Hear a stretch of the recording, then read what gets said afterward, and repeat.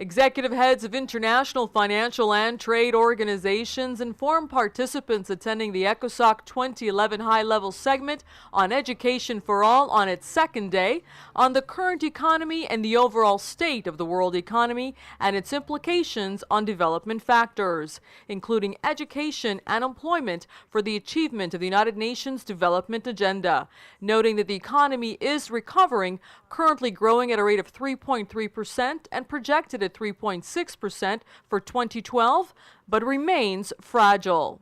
This recovery is very uneven, with a growing difference between the growth of a developed economy and the growth of developing economies, whether they are emerging countries or lower income countries.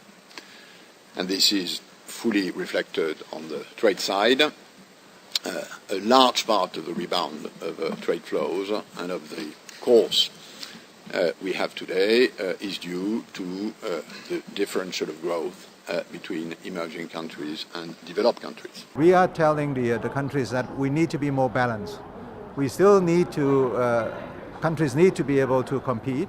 They still have to build up their competitiveness, but they also have to build up the strength when it comes to the time that there may be some turbulent external disturbances like what happened. And this is something that we are concerned that recessions and global downturn could be recurrent issues. Most of the developing world has been coping reasonably well with the crisis, and also that, as we see at the World Bank, the most structural change taking place in the global economy in recent years has been exactly this move towards developing countries becoming the engines of global growth.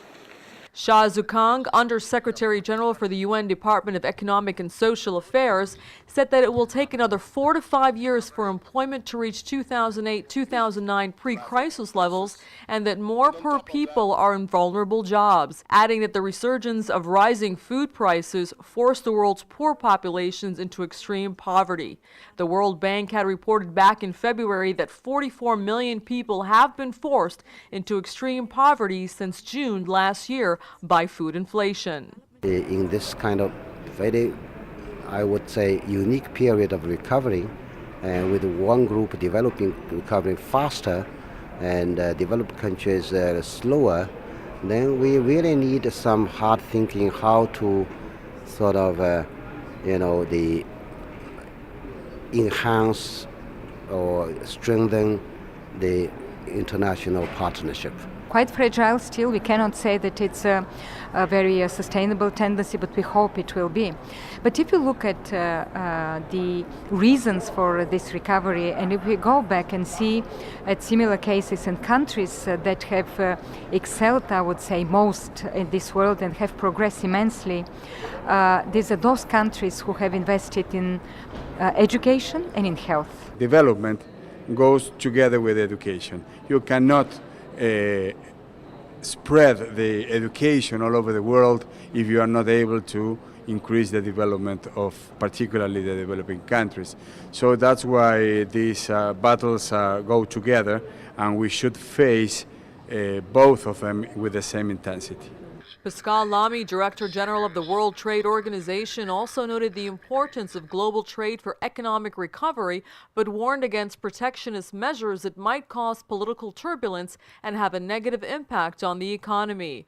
The World Bank said that South-South trade linkage has kept growing, enabling smaller countries to develop growth strategies and continue to grow with the increasing demand of commodities, while noting that because economic recovery remains fragile, social systems should be adapted in order to produce real development and growth.